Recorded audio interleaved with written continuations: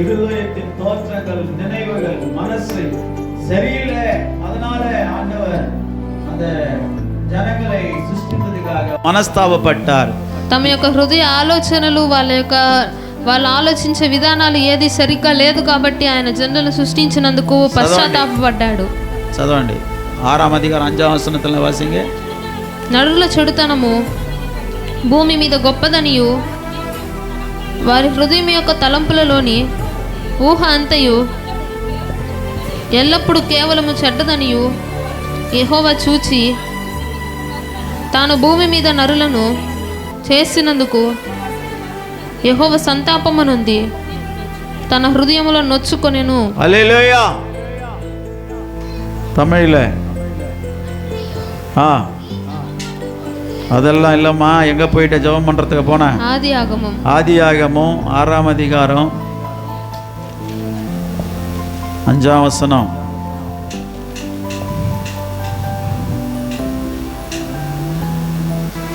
மனுஷனுடைய அக்கிரமம் பூமியிலே பெருகினது என்றும் அவன் இருதய நினைவுகள் தோற்றம் எல்லாம் நித்தமும் பொல்லாததே என்றும் கர்த்தர் கண்டு தாம் பூமியிலே மனுஷனை உண்டாக்கினதுக்கு கர்த்தர் மனஸ்தாபப்பட்டார். அது அவர் இருதயத்தை விசனமாயிருந்தது. மனுஷனை படைச்சதுக்கு ஆண்டவர் துக்கப்பட்டாராம்.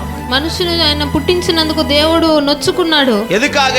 ఎందుకొరకు? அவருடைய இருதயத்தின் தோற்றம், நினைவுகள், மனசு சரியில்லை. அவன் తలంపులలో ఊహలు మనసు సరిగ్గా లేదు. அதனால ஆண்டவர் சொன்னார், நோவாவோடு கர்த்தர் பேசினார். అప్పుడు దేవుడు నోహాతో దేవుడు మాట్లాడాడు. இதோ நான் இந்த உலகத்தை நான் படைத்த இந்த உலகத்தை நான் அழிக்க போகிறேன். ఈ లోకాన్ని నేను నాశనం చేయబోతున్నాను. அவங்க இருதயம் சரியில்லை, వాళ్ళ హృదయం సరిలేదు, அவங்க சிந்தை சரியில்லை, వాళ్ళ ఆలోచనలు సరిలేదు, அவங்க கிரியை சரியில்லை, వాళ్ళ పనులు సరిలేదు. ஐயோ என்ன போல இந்த மனுஷன் இருப்பான் என்று தானே படைத்தேனே.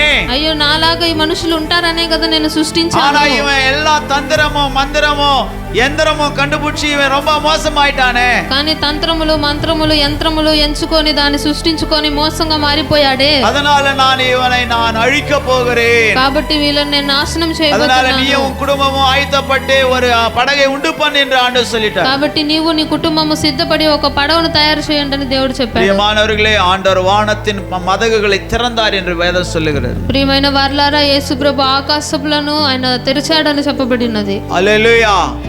ఆకాశ తూములు తెరిచేసినాడంట. హల్లెలూయా. அப்படியே தண்ணீர் ஊற்றி விட்டது. அப்படியே வானத்துல தண்ணி எல்லாம் నీళ్ళు అలానే ఆకాశం నుంచి కుమ్మరింపబడింది. பிரியமானவர்களே, நீங்க ஆண்டவர் எத்தனை பேருக்கு தெரியும், இப்ப இருக்கிற இந்த தண்ணீர் எல்லாம் பூமி எல்லாம் தண்ணீரால நிரப்பப்பட்டிருந்தது.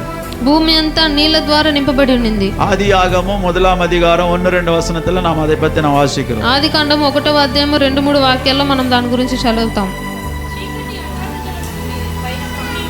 చీకటి అగాధ జలముల పైన కమ్మి ఉండెను, దేవుని ఆత్మ జనముల పైన అల్లాడుచుండెను. பூமியான ஒழுகன்மை வெறுமையா இருந்தது, ஆழத்தின் மேல் இருள் இருந்தது, தேவாவியானவர் ஜலத்தின் மேல் அசைவாடி கொண்டிருந்தார். அப்ப பாருங்க, பூமி எல்லாம் இருள் இருந்தது, ஜலம் ஃபுல்லா தண்ணீர் நிரம்பியது. பூமி எல்லாம் தண்ணீரால் நிரப்பப்பட்டிருந்தது. భూమి అంతా చీకటిగా జలము ద్వారా నింపబడి ఉంది. அப்ப ஆண்டவர் అప్పుడు దేవుడు அந்த ஜலத்தை ரெண்டா பிரித்தாரு. ఆ జలములను రెండుగా విభజించి பாதி தண்ணி மேல அனுப்பிச்சிட்டாரு. సగం నీళ్లను పైకి పంపించేశాడు. உனக்கு தெரியுமா, உன் தலை மேல பெரிய சமுத்திரம் இருக்குது தெரியுமா? మీ తల మీద పెద్ద సముద్రం ఉంది తెలుసా? அத ஓபன் பண்ணாரனா பூமி எல்லாம் மூழ்கி போகும். దాన్ని ఓపెన్ చేస్తే భూమి అంతా అది మునిగిపోతుంది. இந்த சத்தியம் எத்தனை பேருக்கு தெரியும்? ఈ సత్యం ఎంతమందికి తెలుసు? நமக்கு தலை மேல பெரிய சமுத்திரம் வச்சிருக்கிறார். మన తల మీద పెద్ద సముద్రం ఉంది. பூமி முழுவதுமா தண்ணீரால் நிரப்பப்பட்டிருந்தது. భూమి మొత్తము నీళ్ల ద్వారా నింపబడి ఉంది. அதை பாதியா பிரிச்சு అది సగముగా విభజించి சமுத்திரங்களா மாத்திட்டார். பாதியே సగము సముద్రంగా మార్చేశాడు. 3 భాగం సముద్రமா மாத்திட்டாரு. 3